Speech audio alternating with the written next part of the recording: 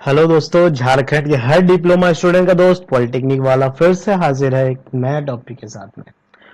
हमने last class में खत्म किया था आ, ये चौथा पॉइंट तक। ठीक है। और आज हम लोग करेंगे प्रोजेक्ट क्लोजर के बारे में, जो कि एक प्रोजेक्ट लाइफ साइकिल का जो आखिरी चरण होता है ना, वो है प्रोजेक्ट क्लोजर। मतलब अब प्रोजेक्ट खत्म हो गया। जब कोई काम खत्म हो जाता है तो हम लोग क्या करते हैं, उसका रिपोर्ट देखते हैं। हमने जो काम किया वो कितना हद तक अपने उद्देश्य तक कंप्लीट पहुंचा, चेक करेंगे। उसका रिजल्ट, उसका आउटकम्स क्या है, वो चेक करता है। तो यही है प्रोजेक्ट क्लोजर। कोई भी प्रोजेक्ट जब एंड होता है तो उसको यही इस चरण का नाम है प्रोजेक्ट क्लोजर, जो कि लास्ट चरण होता है। Project closure is a final stage of the project life cycle. Project life cycle का आखिरी चरण है ये। It officially end the project and so how will the project did based on the set of the performance goal. बोले तो जो भी हम लोग गोल सेटअप किए हुए थे, जो भी हम लोग लक्ष्य को सेटअप किए थे, उस हमारा प्रोजेक्ट कितने हद तक उस लक्ष्य तक पहुंच पाया, इसको हम लोग प्रोजेक्ट क्लोजर में ही कवर अप करेंगे। अब देखिए की project management steps for closing the project. कोई भी प्रोजेक्ट को जब क्लोज करते हैं तो उसका की पॉइंट क्या क्या है। पहला, प्रोजेक्ट परफॉर्मेंस एनालिसिस। हम अपने प्रोजेक्ट में जो भी काम किए हैं, अच्छा बुरा एवरेज जो भी, तो हम वो काम को क्या करेंगे, एनालाइज करेंगे। ठीक है।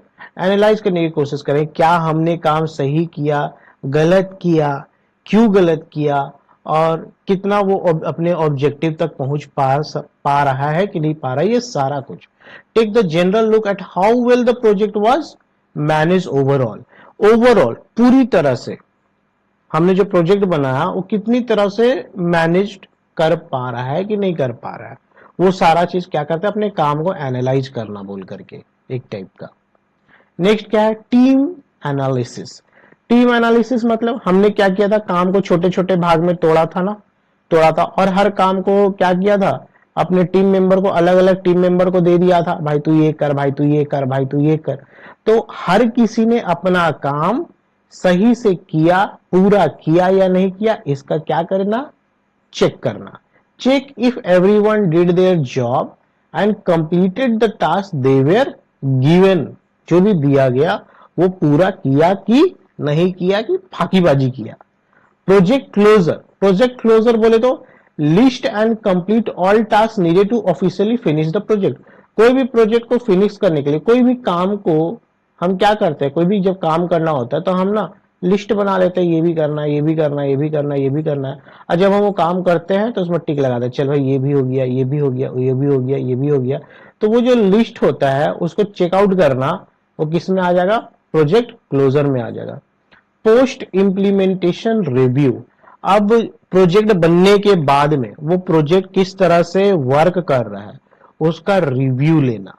राइट अ रिपोर्ट, बोले तो रिपोर्ट तैयार करना अबाउट व्हाट वेंट वेल, क्या अच्छा हुआ, what did not, what did not, क्या अच्छा नहीं हुआ, व्हाट लेसन वेयर लर्न, आप अपने काम से क्या कुछ सीखते हो, and how thing can be improve in the future. और फ्यूचर में आप जो भी चीज सीखे उसका यूज आप आगे कैसे कर सकते हो, जो भी आपने एक्सपीरियंस लिया उस काम से, सीखा, उसका आगे कैसे यूज कर सकते हो, ये सारा कुछ हम पोस्ट इम्प्लीमेंटेशन रिव्यू में करते हैं। भाई ये काम प्रोजेक्ट क्लोजर का की पॉइंट्स है। ठीक है। अब हम लोग बात करते हैं, हर प्रोजेक्ट में कुछ ना कुछ गड़बड़ी होता है, अनसर्टेनिटी होता है, जिसे हम रिस्क कहते हैं। रिस्क वो होता क्या है, risk means changes that something different from what was expected और माइट हैपन। मतलब जो हमने प्लान किया था उसके अकॉर्डिंग काम नहीं होने का रीजन कुछ हो सकता है। वो रीजन जो है उसी को बोलते हैं रिस्क, जो हमको मेन गोल तक, मेन ऑब्जेक्टिव तक पहुंचने से हमें रोकने का काम करता है। वो सब क्या है, कौन कर सकता है भाई? किसी टाइप का अगर रिस्क हो जाए वही कोर्स कर सकता है ना। अब वो रिस्क क्या क्या है, ठीक है, इसे एक बार देख लेते हैं। Risk is a natural part of every project activity. कोई भी प्रोजेक्ट आप काम कर लो, कोई भी, उसमें रिस्क तो होना जाहिर सी बात है, कुछ ना कुछ रिस्क आएगा ही आएगा। बजट का लेकर के आ सकता है, टाइम को लेकर के आ सकता है, मैन पावर, मशीन, मटेरियल, किसी चीज को भी लेकर के रिस्क आ सकता है आपके प्रोजेक्ट के वर्क के टाइम में।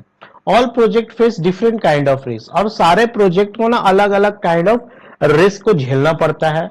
सिंस वी कैंट रिमूव और कंप्लीटली अवॉइड ऑल रिस्क, और सारे रिस्क को रिमूव करना ये अपने आप में नामुमकिन सा लगता है, पूरी तरह से हटाना नामुमकिन सा लगता है। तो बस हम क्या कर सकते हैं एज अ प्रोजेक्ट मैनेजर, हमारा ये रिस्पॉन्सिबिलिटी बनता है कि हम उस रिस्क के सीरियस जो प्रॉब्लम आने वाले हैं उसको क्या करें भाई, उसको कंट्रोल करें, है ना।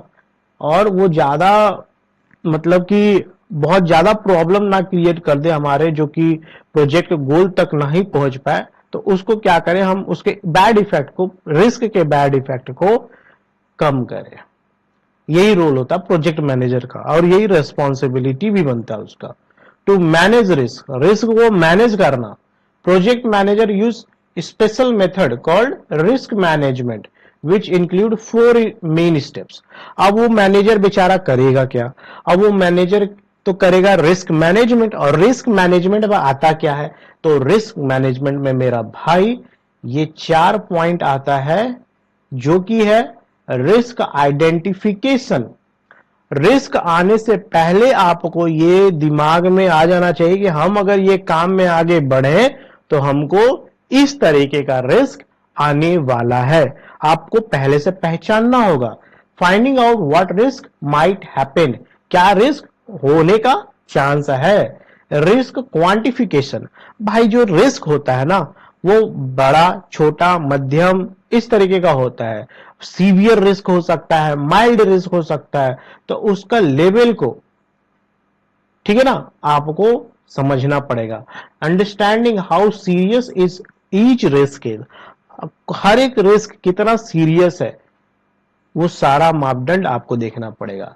रिस्क रेस्पॉन्स, और वो जो भी रिस्क है, जिस भी लेवल का रिस्क है, आप उस रिस्क से कैसे टैकल करोगे, उसको कैसे जवाब दोगे, ये रिस्क रेस्पॉन्स में आ जाएगा। Planning how to deal with each risk, आपको प्लान करना पड़ेगा कि हर एक रिस्क के साथ आप कैसे फाइट करोगे। नाउ बात करते हैं रिस्क कंट्रोल का। कंट्रोल का मतलब होता है कि मान लो आप जो है रिस्क को 100% खत्म नहीं कर सकते, तो फिर रिस्क के इफेक्ट को तो कम कर सकते हैं, चलो खत्म नहीं कर सकते, रिस्क के इफेक्ट को कम कर सकते हैं। रिस्क के कारण होने वाले जो इफेक्ट है उसको हम कम करने की कोशिश करेंगे, उसी को बोलते हैं risk control. Taking action to reduce और हैंडल द रिस्क, है कि नहीं। बात करते हैं आगे। अब टाइप ऑफ रिस्क की बात करते हैं। रिस्क कितने टाइप के हो सकते हैं? तो पहला तो रिस्क है तुम्हारा टेक्निकल रिस्क। अब problems related technology and technical issue. Technical हम लोग डिटेल में बात करेंगे नीचे भी, है ना, नीचे हर एक चीज के बारे में बात करेंगे ऐसा। तो ऊपर क्या देखते हैं, टेक्निकल रिस्क हो सकता है, सोशल रिस्क हो सकता है, ठीक है, इकोनॉमिकल रिस्क हो सकता है, पॉलिटिकल रिस्क हो सकता है, प्रोडक्शन, मार्केटिंग, फाइनेंशियल और ह्यूमन रिस्क हो सकता है। अब ये सारे रिस्क को डिटेल में समझते हैं। टेक्निकल रिस्क, टेक्निकल रिस्क क्या हो सकता है? तकनीकी रिस्क। तकनीकी रिस्क मतलब क्या होता है कि समय बदल रहा है, लोग स्मार्ट हो रहे हैं, मोबाइल स्मार्ट हो रहा है, लोग स्मार्ट नहीं हो रहे, ठीक है। अब क्या है कि लोग स्मार्ट नहीं हो रहे, चीजों के साथ कॉम्पेटिबल नहीं हो रहे, नई टेक्नोलॉजी के साथ नहीं काम कर पा रहे हैं, ठीक है, और वो पुरानी चीजों पे ही लटके पड़े हैं, तो नई टेक्नोलॉजी को नहीं समझ पा रहे, उसका यूज नहीं कर पा रहे। मान लो तुम जब कोई प्रोजेक्ट पे काम कर रहे हो, कोई नई टेक्नोलॉजी उसमें आ जाती है, तो आपका काम नहीं हो पा रहा, असर कर जाता है आपके काम में। तो उस काम से भी आपको क्या करेगा, वो काम जो है आपको प्रोजेक्ट को गोल से दूर लेके जाएगा, क्योंकि आप अप टू डेटेड नहीं हो टेक्नोलॉजी के साथ में। तो वो एक टाइप का हो सकता है टेक्निकल रिस्क। नेक्स्ट क्या है, social risk.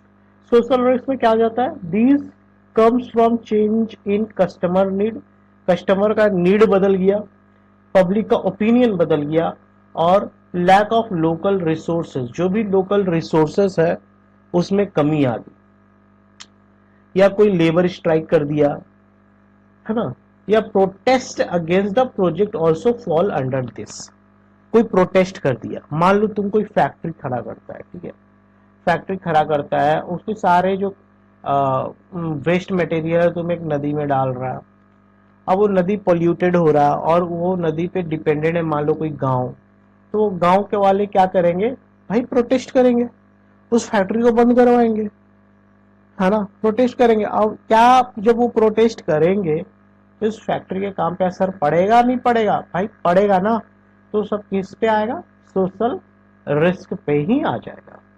Economical risk, these are related to rising inflation और change in government economical policies that affect the project. अब प्रोजेक्ट मान लो तुम ना प्रोजेक्ट का प्लान किया जिसमें तुम डाल रहा सोलर सिस्टम, ठीक है, सोलर सिस्टम डाल रहा अपने प्रोजेक्ट में, क्यों डाल रहा भाई, बजट के लिए डाल रहा है कि बजट मान लो कम था और सोलर में आपको सब्सिडी मिलती है ना, अच्छा खासा सब्सिडी मिलता है। अब मान लो सरकार चेंज हुआ और आपने 50% काम कर लिया, ठीक है, 50% इसके अलावा काम कर लिया, चल नहीं रहा है,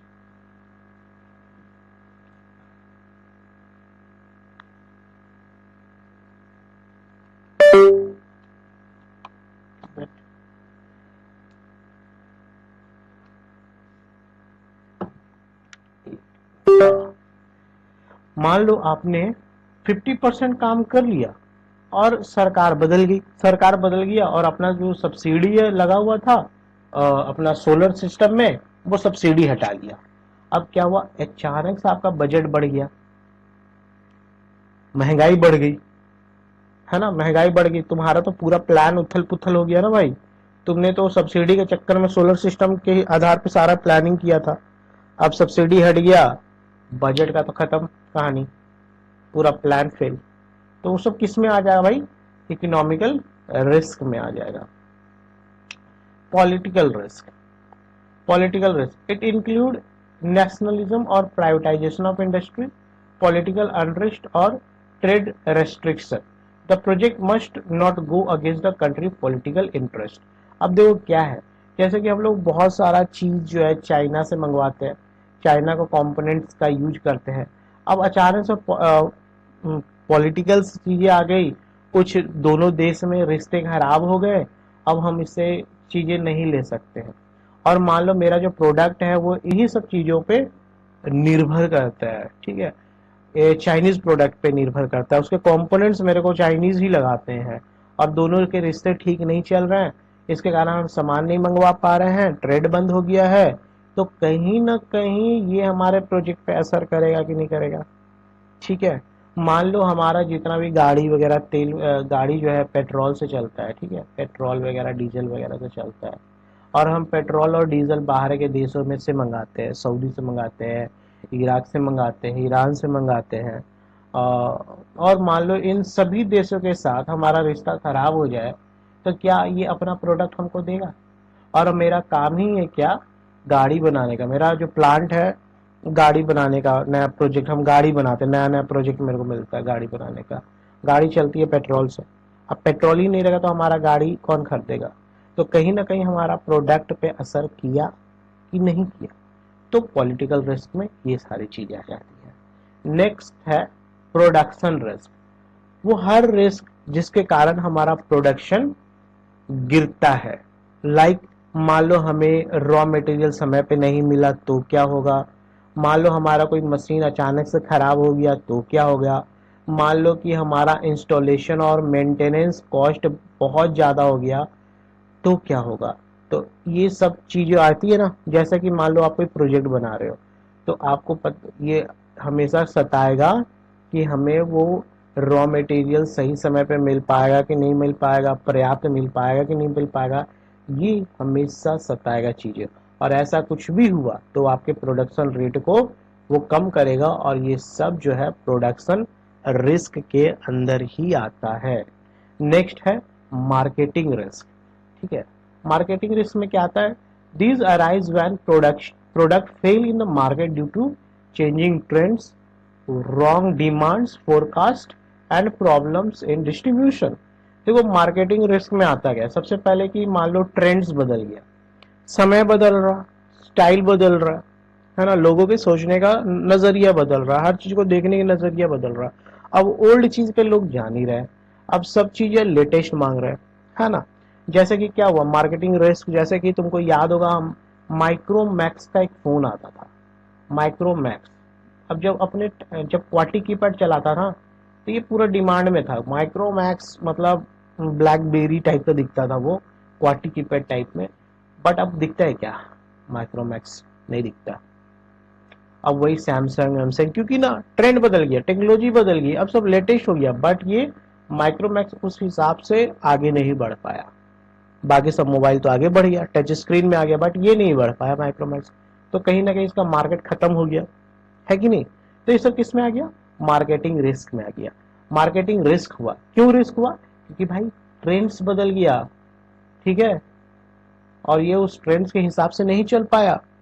दूसरा तुमको बता रहे हैं, एक नैनो कार था, फेल हो गया, वो रतन टाटा जी, उसको फिर डिसकंटिन्यूड करना पड़ा टाटा नैनो को। क्यों करना पड़ा था भाई? क्योंकि मार्केट में उसका इमेज जो है ना वो गलत बन गया था, उसको गरीबों का कार का इमेज बन गया था। बट वो एक्चुअली में बजट और काफी इकोनॉमिकल कार था, बट उसका इमेज के कारण लोग उसको नजरअंदाज किए, और उनका मार्केटिंग रिस्क के कारण वो जो टाटा नैनो को डिसकंटिन्यूड करना पड़ा था। ठीक है, तो ये सब किस टाइप का किस टाइप का है? Marketing risk. अगर आप मार्केटिंग सही से नहीं करोगे, डिस्ट्रीब्यूशन नहीं करोगे, और आप फोरकास्ट बोले तो अंदाज, गलत डिमांड ज्यादा कम इस टाइप का गलत अंदाज लगा लेते हो, तो भाई वो सब मार्केटिंग रिस्क पे ही आ जाता है। Financial risk. फाइनेंशियल रिस्क का मतलब होता है कि आपने मान लो अपना जमा पूंजी जो भी है, पैसे वगैरह यहीं से लोन वगैरह लेकर के या किसी से उधार वगैरह लेकर के आपने एक धंधा खोला, और वो धंधा सही से नहीं चला, तो और वो धंधा तो कमा के आपको दिया नहीं, ऊपर से वो लोन रीपेमेंट करने के टाइम में जो बचा कुचा था वो भी ले गया, तो वो तो आपको पूरा बर्बाद न कर दिया यार। तो ये सब किस में आ जाएगा? फाइनेंशियल रिस्क में आ जाएगा। तो जब भी आप कोई नया प्रोजेक्ट में काम करते हो तो हमेशा आपको ये डर सताती है कि अगर इस प्रोजेक्ट में हम पैसा लगाएं और ये प्रोजेक्ट नहीं चला तो भाई मेरा क्या होगा? ये फाइनेंशियल रिस्क के अंदर आता है, और इससे हर कोई डरता है। These include issue like unpaid loan, कहीं कहीं हम लोन को पेड ना कर पाए तो, rising interest rate, interest rate दर पर दर बढ़ते जा रहा है, इन्फ्लेशन दर पर दर बढ़ते जा रहा है, बैड इन्वेस्टमेंट चॉइस, हम ना पैसे कहीं गलत जगह लगा दिए ताकि वो हमको रिटर्न नहीं दे रहा है, ये सब जो है फाइनेंशियल रिस्क के अंदर आ जाएगा मेरे ब्रदर। ठीक है, अब बात करते हैं ह्यूमन रिस्क का। आप एक प्रोजेक्ट बना रहे हो, ठीक है, आपका एक होनहार आदमी जिसके जो काम बहुत बढ़िया कर रहा था, अचानक से कुछ अनसर्टेनिटी हो गई, वो छोड़ दिया, या कुछ मतलब डेथ कर गया, या कुछ भी ऐसा हो जाए उसकी एब्सेंस में तुम्हारा काम में असर पड़ रहा है, वो सब ह्यूमन रिस्क में आ जाएगा। जैसे sudden death of the key staff, main staff ही का डेथ हो गया, not having enough skilled worker, तुम्हारे पास स्किल्ड वर्कर की कमी है, या इंटरनल ग्रुप कॉन्फ्लिक्ट, ग्रुप आपका काम करने वाले लोगों के बीच में ही क्या हो गया, लड़ाई झगड़ा टाइप का हो गया, तो वो भी आपके प्रोडक्शन रेट पे असर करेगा, और वो सारा कुछ ह्यूमन रिस्क के अंदर ही आ जाएगा।